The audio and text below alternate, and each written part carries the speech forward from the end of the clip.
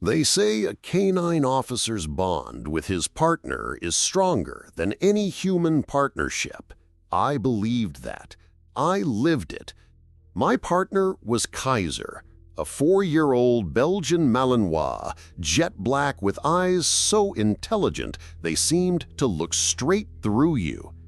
We'd been through a grueling 16-week academy together, sweating and bleeding on the training field, until our movements were a single, synchronized dance. He wasn't a pet, he was an extension of my will, a furry, 4-legged heat-seeking missile I trusted with my life, and he with his. We worked the rugged, unforgiving terrain of the West Virginia Appalachians, a world of deep hollows, dense forests, and isolated homesteads where backup could be 30 minutes away. Kaiser was a legend in our department, credited with 3 armed suspect apprehensions and over a dozen successful tracks for missing persons. At home, he was a different dog, gentle with my kids, sleeping on the floor by my bed. He was my shadow, my protector, my best friend. The idea that he could ever pose a threat to me was as absurd as the idea of my own hand turning against me. It was a fundamental law of my universe that Kaiser was on my side, always. Our partnership was a thing of beauty on the job. In the deep woods, he was an artist. I've seen him track a scent trail over cold rock and through running creeks, his focus so absolute it was hypnotic. He could differentiate between the scent of a lost hiker and a fleeing felon. The faint click of my tongue was enough to change his direction. A low murmur would put him on high alert. We were a finely tuned machine built on thousands of hours of repetition, praise, and mutual respect. I knew every twitch of his ear, every subtle shift in his posture. I could read him better than any human. When his body went rigid and the fur on his spine bristled, I knew we were close. His low, controlled growl was a warning I'd learned to heed without question. It had saved my life on at least 2 occasions. This bond made us formidable, and it made me feel invincible. In the dark, lonely corners of our county, it was just me and my dog against whatever darkness we were called to face. That trust was absolute, the bedrock of my career and my safety. I never once questioned it. Not until that last call. The call came in just after dusk, a welfare check on an elderly recluse living deep in a hollow off Route 219. The dispatcher said his neighbor hadn't seen him in a week, which wasn't unusual, but the man's dogs had been howling non-stop for 2 days. It was the kind of call we got all the time. I drove my cruiser as far up the muddy, rutted-out track as I could, then got out with Kaiser. The air was heavy and thick with the smell of pine and damp earth. The house was barely visible through the overgrown woods, a small, dilapidated cabin with a sagging porch. The howling was eerie, a high-pitched, desperate sound that made the hair on my arms stand up. I gave Kaiser the quiet command, and he healed perfectly, his body alert but relaxed. We approached the porch, the wood groaning under my boots. I announced myself, "County Sheriff, anyone home?" The only answer was the howling from inside. The front door was ajar. I gave Kaiser the signal to enter and clear, our standard procedure. He was supposed to sweep the main room and bark if he found a person, but he didn't bark. The moment Kaiser crossed the threshold, he changed. It wasn't a gradual shift, it was like a switch was flipped.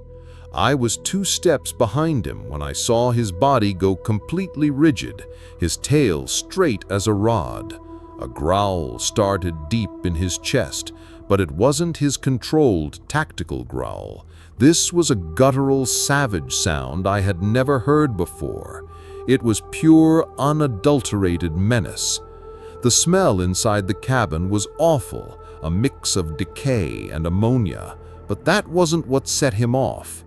An old man was sitting in a rocking chair in the corner, motionless. He was clearly deceased. I started to radio it in when Kaiser turned, not toward the body, but toward me. His eyes, those intelligent eyes I knew so well, were flat, black, and vacant. There was no recognition in them. His lips were peeled back, revealing every one of his formidable teeth. He was crouched low, ready to spring. "Kaiser, stand down! Heel!" I commanded, my voice firm but laced with a sudden, cold dread. He didn't even flinch.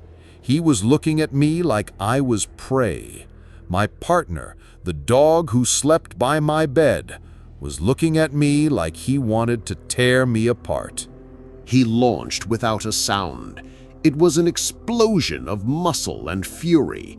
His training was meant to target an armed suspect's limbs, but he wasn't following his training. He came from my center mass, hitting me with the force of a linebacker and knocking me backward through the rotten doorway onto the porch. The world became a whirlwind of pain and confusion. His teeth clamped down on my shoulder, tearing through my uniform and tactical vest like it was paper. The sound of ripping fabric and my own flesh was deafening. I screamed, a raw, primal sound of agony and disbelief. This couldn't be happening. I was wrestling with my own dog, my partner, who was now fighting with a ferocity he had never shown on a real suspect. His jaws would release for a second, only to bite down again, harder on my arm, my side, my leg. I could feel the hot, metallic taste of my own blood in my mouth. I kept screaming his name, begging him to stop, but it was like he was deaf. The dog I had raised, trained, and loved was gone. In his place was a monster, a killing machine, and it was laser-focused on ending me. My training kicked in, a desperate, detached part of my brain taking over. I tried to find a pressure point, to get him in a chokehold, but he was too strong, too fast, his movements fueled by an inexplicable rage. He had me pinned on the ground, his teeth snapping inches from my throat. I knew I had seconds. My sidearm. The thought was a violation, a betrayal of everything we stood for. But it was him or me. My hands scrambled for my holster, my fingers fumbling with the clasp. I got the weapon free and pressed the muzzle against his side, my whole body shaking. "Kaiser, last chance! Aus!" I screamed, the German release command we had practiced 1,000 times. There was no response, but a deeper snarl. I closed my eyes and pulled the trigger. The shot was deafeningly loud in the small clearing. Kaiser's body went rigid. He let out a sharp yelp, and then he collapsed on top of me, a dead weight. The silence that followed was more horrifying than the attack. I lay there, pinned under the body of my partner, my own blood pooling around us, and just sobbed. Backup found me an hour later, drifting in and out of consciousness, still pinned under my best friend.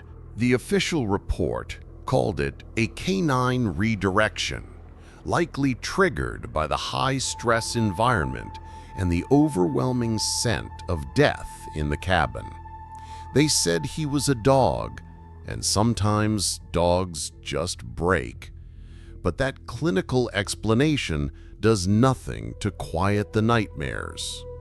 I have a constellation of hideous scars across my shoulder and torso, and my left arm has permanent nerve damage.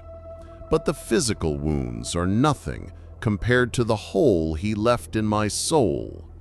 I had to shoot my partner to save my own life. I look at photos of us, of him smiling up at me on the training field, and I can't reconcile that dog with the vacant-eyed killer on the porch. I left the force.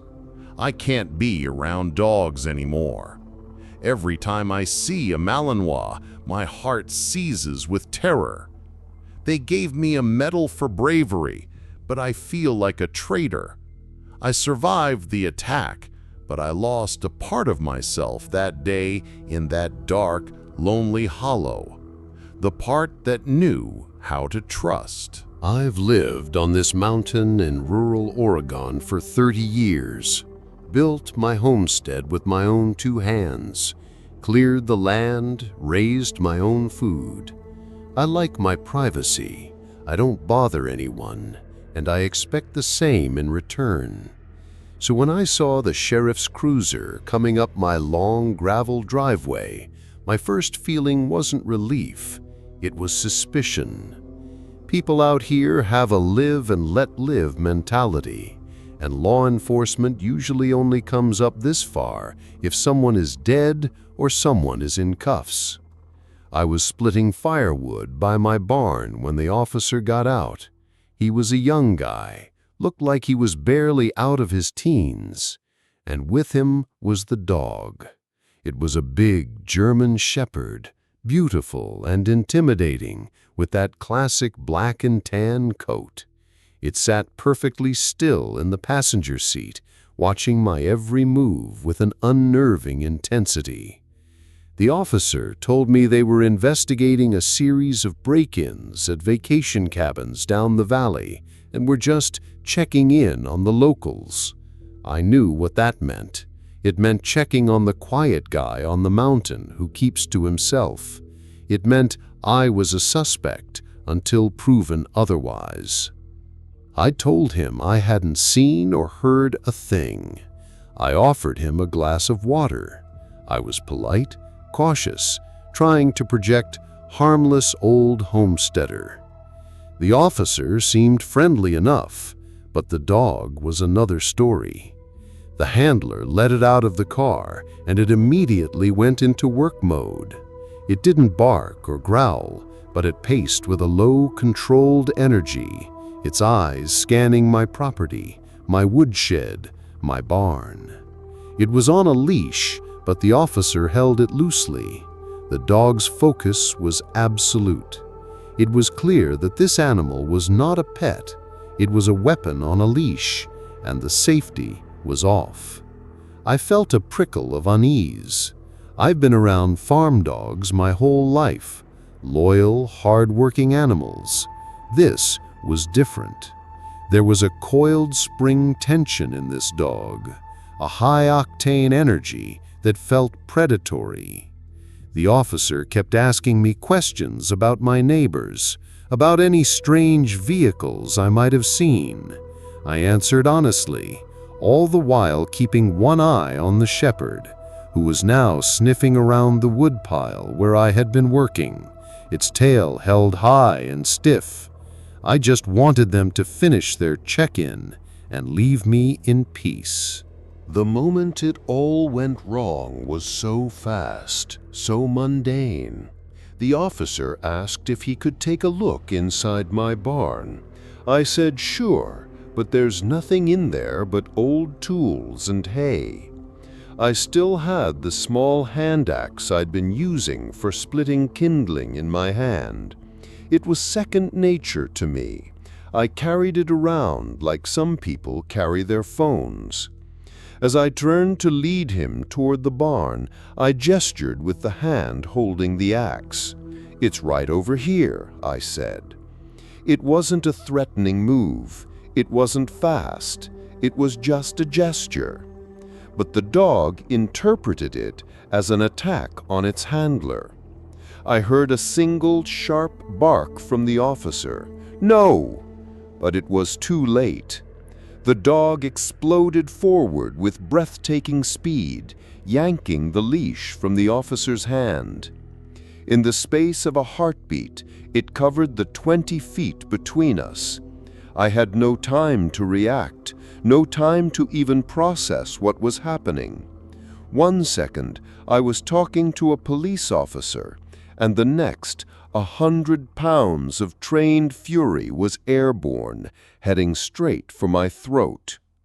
I instinctively raised my arm, the one holding the axe to protect my face. It was a clumsy, desperate block, but it saved my life. The dog's jaws, meant for my neck, clamped down on my forearm with crushing force. I heard a sickening series of snaps as both the bones in my arm gave way. The pain was blinding, a white-hot nova of agony that dropped me to my knees. The dog didn't let go. It began to shake its head violently, trying to tear my arm from its socket, its growls a terrifying, guttural roar. I was screaming. The young officer was screaming the dog's name. "Judge! Ouse! Down!" But the animal was completely gone, lost in a red mist of aggression. It was a frenzy of violence. I could feel my flesh ripping, see my own blood spraying across the dirt and the dog's muzzle. I was on the ground, and the dog was on top of me, a whirlwind of teeth and rage, and the officer was frantically trying to pull it off me, but it was like trying to pull a shark off its prey. The world was shrinking to a tunnel of pure, agonizing terror. I don't know how long the attack lasted. It felt like an eternity. Eventually, the officer managed to get his arms around the dog's neck, cutting off its air supply. The dog's jaws finally loosened as it started to choke. It let go of my arm and stumbled back, gasping for air, its eyes still wild and crazed. The officer tackled the dog, pinning it to the ground while yelling into his radio for medics. I remember lying there, looking at my arm. It was destroyed. It didn't even look like an arm anymore. It was a mangled ruin of bone, sinew, and shredded meat soaked in blood. The hand axe, the cause of all this, lay a few feet away, glinting in the sun. The irony was so bitter it made me want to vomit. I, a man who had lived peacefully in these woods for 3 decades, was nearly killed in my own yard by an agent of the law that was supposed to protect people. I was the victim, yet I had been treated like the threat. I was airlifted to a hospital and spent a month there. It took 4 surgeries to save my arm, but it's mostly a useless appendage now, a numb, scarred claw held together by plates and screws. The county settled with me out of court, a check and a non-disclosure agreement. They told me the dog, Judge, was retired from the force, which I know is a euphemism for being put down. The young officer came to visit me once in the hospital.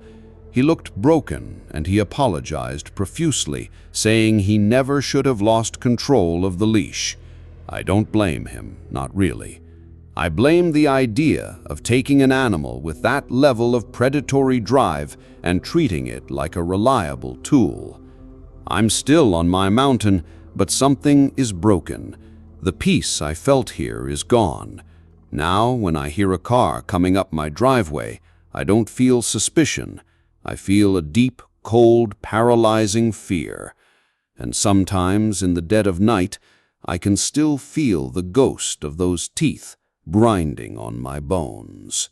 In law enforcement, you learn to compartmentalize.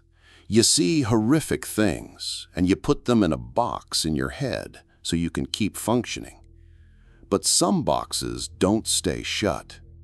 For me, that box is filled with the memory of a crisp autumn afternoon in the foothills of the Montana Rockies, and the sounds a man makes when a dog is tearing him apart. My partner, Dave, was the K-9 handler. His dog was Rico, a Dutch shepherd with a brindle coat and an engine that never quit. Rico was what we called a high-drive dog, which is putting it mildly. He was a rocket, brilliant at tracking and apprehension, but he had no off switch. Dave was a fantastic handler, one of the best, but Rico was always a handful, always vibrating with a tense, barely contained energy. We were partners, the three of us, responding to a call about a possible poacher on a massive cattle ranch that bordered national forest land. It was a beautiful day, the kind of day that makes you glad you chose this line of work. The sky was vast and blue, and the air was clean. We had no idea we were driving into a nightmare. We found the suspect's campsite easily. Rico was on the leash, pulling so hard against his harness that Dave was leaning back just to hold him. The scent was fresh. We gave the command, and Rico took off into the dense woods, with Dave running behind, yelling commands. I followed, trying to keep up, my heart pounding from the exertion and the adrenaline. The track was short. After about half a mile, we broke into a small clearing, and there he was, a guy in his 30s, wearing camo, with a rifle slung over his shoulder. Dave immediately began shouting commands. "Police, show me your hands! Get on the ground!" Rico was going ballistic, barking and lunging against the leash, a terrifying display of controlled aggression. It worked. The guy, to his credit, didn't hesitate. He immediately dropped to his knees, put his hands on his head, and laid face down in the dirt, just like we're trained to make them do. The threat was over. He had surrendered. All we had to do was cuff him. It should have been a routine, by-the-book felony arrest. This is the part that plays over and over in my head. Dave had a Rico under control. The suspect was compliant on the ground. The situation was de-escalated. Dave took a step forward to move in and cuff the suspect, and in that split second, the leash must have gone slack.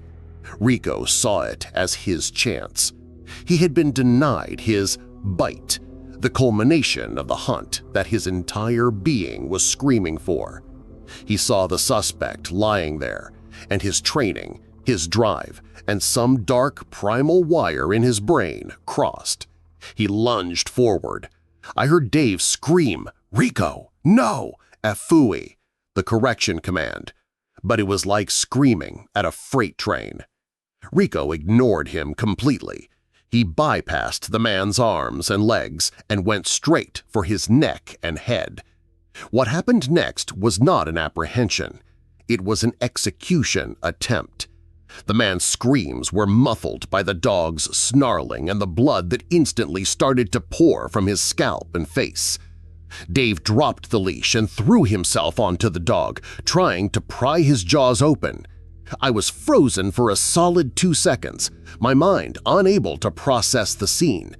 My partner was wrestling his own K-9 who was actively mauling a surrendered, helpless man. My training screamed at me, "Stop the threat!" But who was the threat? The dog? A fellow officer, technically. If I drew my weapon, I could hit Dave, I could hit the victim. It was a chaotic, bloody mess of thrashing bodies. I finally unholstered my weapon, my hands shaking, screaming at Dave, "Can you get him? Do I need to shoot?" Dave was yelling, his voice strained with effort, "Don't shoot, I've got him!" He was trying to get his hands into Rico's mouth to pull him off, but the dog was in a frenzy. The suspect had gone limp, either unconscious or dead. I didn't know. The clearing was filled with the sounds of snarling, tearing flesh, and my partner's desperate grunts. It felt like an eternity before Dave finally managed to get a chokehold on Rico, cutting off his air until the dog passed out. The suspect survived, barely. He was airlifted out, and the last I heard he had lost an eye and required hundreds of stitches and multiple reconstructive surgeries on his face and scalp. Rico was immediately taken out of service and euthanized. Dave was placed on administrative leave. The official review board cleared him of any wrongdoing, calling it a tragic and unforeseeable equipment malfunction combined with the dog's uncontrollable prey drive. But it broke him. The guilt of what his partner did, of what he couldn't prevent, ate him alive. He quit the force 6 months later. He told me he couldn't look at a dog anymore without seeing the blood. He couldn't close his eyes without hearing those screams. And me? I'm still on the force. I still go on calls. But I was the third person in that clearing, the one who stood there with a gun, unable to stop the horror. I was the witness. I saw what happens when the tool we trust, the partner we rely on, reverts to something primal and monstrous.